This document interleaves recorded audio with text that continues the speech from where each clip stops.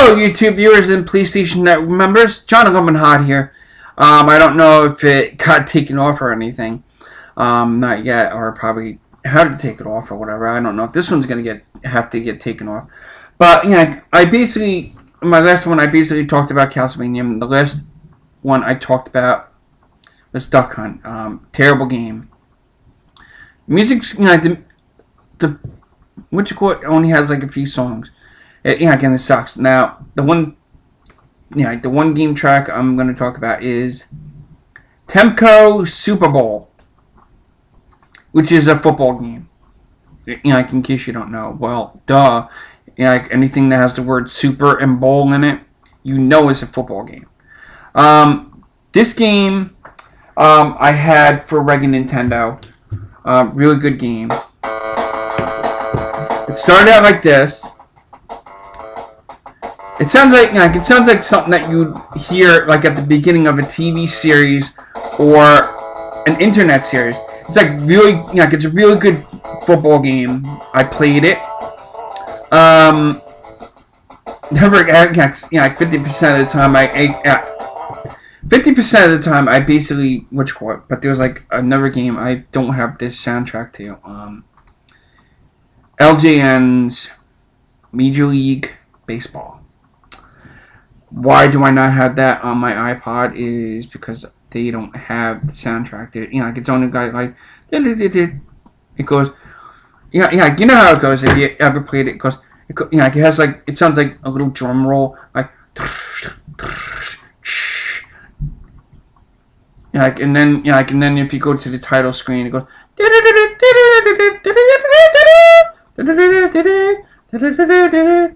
It goes like that. There's another game that's like pretty good. It's like it's annoying. It's like it's another sports game. This is a game I would love to see the Angry Video Game Nerd. Oh wait, no, he already he did that one, I believe.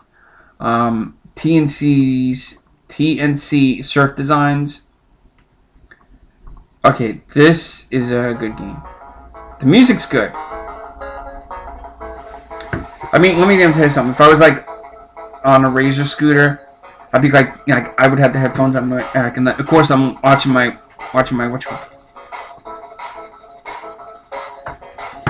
because this is the kind of song you'd think of skateboarding or scooter, using your Razor scooter to and stuff like that.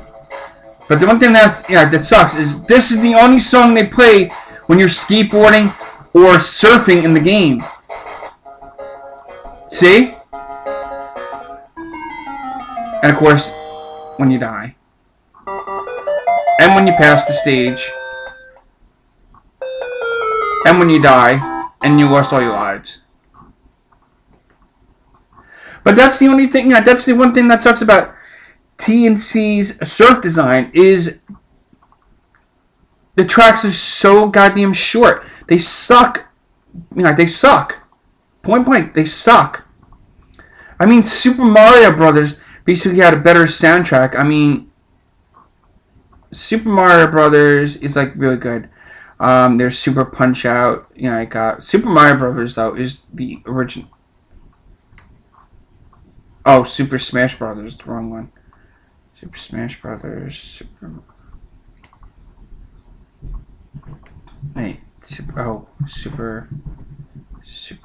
Mario World. Now the Super Mario trilogy is like really, really good. Super Mario Bros. I liked, but the one thing was it wasn't Super Mario Brothers. There's an original Super Mario Bros. 2 game out. Now, not a lot of people basically know this, and although, what am I saying? A lot of people basically know it. They basically look it up on the internet. It's now this is a game that was never released in America, but sometime then when the Super Nintendo came out and they came out with Super Mario All Stars, which is like kind of an anniversary thing because it's Super Mario. The reason why I'm holding my finger like this is I'm pretending I'm holding a cartridge. Super Mario All Stars basically had the first Super Mario with 16-bit graphics, which is like really good, and the music was like really good too, because they brought back the old whatchamacallit.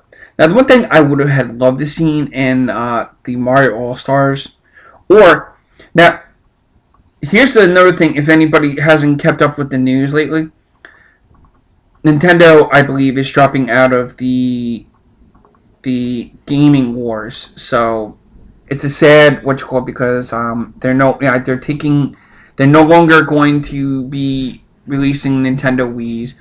Although it's shit that I basically read on Yahoo, so it could be it could be a bunch of baloney, because game companies basically need to make money unless they go bankrupt and they say, oh crap, we can't make enough, we don't have enough funding to basically make another game. So bye bye Nintendo, and then you got like Microsoft and Sony fighting it out for who's the best gaming. Because years ago, in the 90s and 80s, it was Nintendo versus Genesis. Now, Nintendo basically started out small. Now, here's another thing that basically the Angry Video Game Nerd didn't mention in his Double Vision, ColecoVision, like talking about the ColecoVision and some of the games. And I basically found, this out when I had, I had a ColecoVision way back when. And I had all the accessories, and he wasn't joking about the mother-size adapter. It was like huge. I couldn't even put it in my electric socket. But the game, the system itself, the ColecoVision. Believe it or not, if you look it up online on a website and look up ColecoVision, Nintendo did have something to do with the ColecoVision. Definitely, no doubt about it. ColecoVision and Nintendo, find that shit out, and you'll basically say, holy shit, he's right. Because I basically looked it up online, but at the same time, way back when, before I basically even found out that the ColecoVision was having to do with Nintendo, it was like, what the hell? I mean, okay, they had Donkey Kong for the Atari system, but then later on they renewed it, and it was awesome. It was better because you weren't playing the same stage over and over on the on the Atari. You're playing the same stage over and over again. But with the ColecoVision, yeah, it was a little annoying with the pad, because let me tell you something. I know about that kind of controller. It was like it wasn't a phone. It was like a damn phone with a joystick on it and two little buttons on the side. And it was like, what the hell? It was like a fucking calculator kind of little device in my hand. And the one thing that was like a pain in the ass is the modular. I mean, that big square box, it looked like the size of a shoebox, only it was like small. And you just shove it into the ColecoVision, and you could play but there were games you couldn't play on the ColecoVision that were Atari games too. I just can't remember them because it was like way back when in the 80s and 90s or whatever. No, not the 90s. I had the ColecoVision, and then the ColecoVision just conked out. But it was like a really good system. I played it because I didn't get Nintendo until like earlier in the 80s. And then I started playing Nintendo games. Games I've beaten were DuckTales. It took me like years to basically and then later on, Disney's Chip and Dale Rescue Rangers. I beat that one. Beating Fat Cat is like the hardest thing you would ever have to do, because you got Fat Cat sitting on a table and all he does is drop these ashes, and you got to watch out for the ashes, because if they hit you, you die. But it's like really hard. I ended up beating that game in Florida, like in the 80s. Then they were like, okay, sometime later, like in this era, like in the thousands, I found a code for Custer's Quest where I could play it, because I kept I wanted to beat the game, I wanted to finish it, I wanted to every person that who has a game. They have a goal. Buy the game. Be the first one that beat the game before anybody else. Now, the one thing I'm going to admit is when I got DuckTales Remastered, you know how many days it took me to beat it?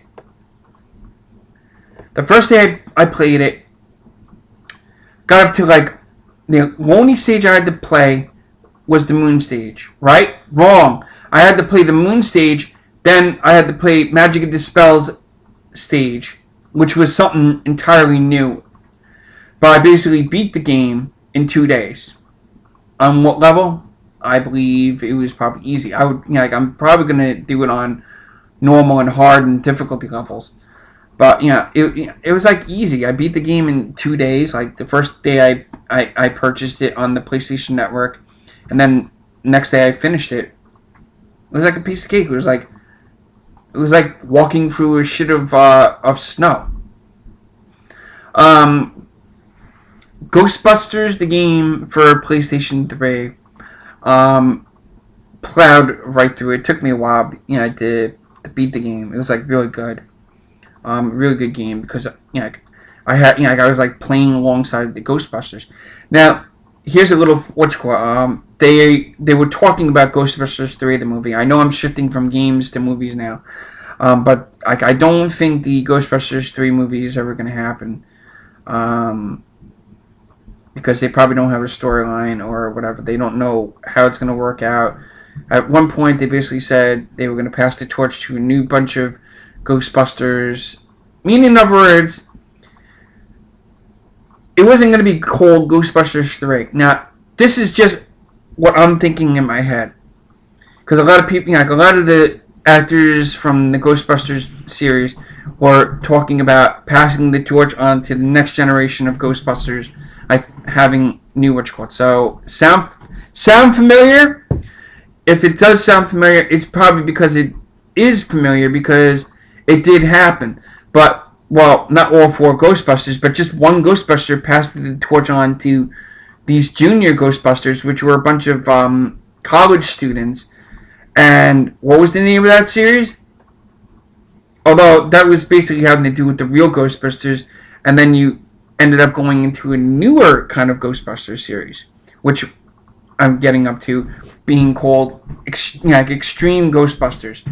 Extreme Ghostbusters basically was passing the torch down to the newer generation, where they basically had new photon packs and traps and stuff like that, and they kind of like spruced up the Ecto one and stuff like that. What happened to all the other Ecto? The Ectocopter or Ecto 2, 3, or whatever? What happened to all them? Nothing. Not even mentioned. But they do in a very last episode. They do mention they do have the Ghostbusters from the real Ghostbusters in the Extreme Ghostbusters episode. Look it up here on YouTube or try to find the episode and check it out. Until next time, YouTube viewers, this is John 11 Hot saying peace out. Listen to those game musics.